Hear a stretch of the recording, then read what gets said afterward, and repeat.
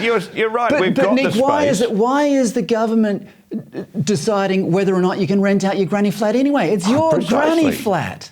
Precisely, but what are you going to do with Granny if you decide to rent out her flat? Exactly. But we shouldn't be in this position, should we, Fred? No. You're exactly right. We should have sensible policies that allow supply of housing to increase with the population instead of the regulation and the cost, of course, as you know. I mean, it costs far many more times for the block of land nowadays than the house. I mean, the actual house, it's probably not increased that much beyond inflation since you were building them. Yes. They're possibly a bit more reliable now. They don't fall down as much, that's right. Now let's move on to CPAC. This is just the best conference. I went briefly to the last one in 2019 and there were a few protesters out the front. I think there's going to be a few more this time, but it was its return has been postponed by COVID, but it's finally coming back to Sydney this weekend.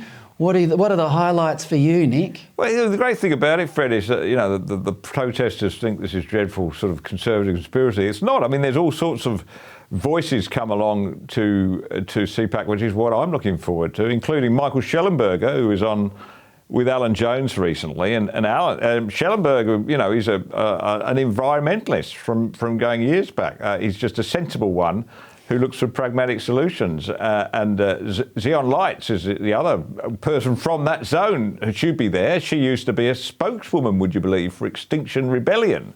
The people that used to glue themselves to the road and climb on top of trains and all sorts. But I don't think she's changed her views. I mean, bless her, she still thinks the planet's in dire straits and we need to do something, but she's going to do something practical about it, So that's the side of things I look forward to, not necessarily people, old, far right people like you and I.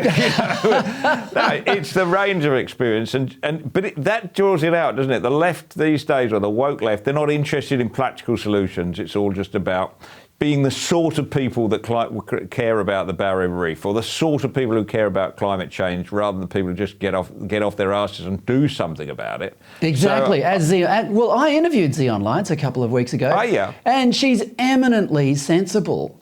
And as you say, grew up in the Extinction Rebellion scene. And when she left, there was a lot of vitriol spread about her because it's a bit like certain hardcore religions.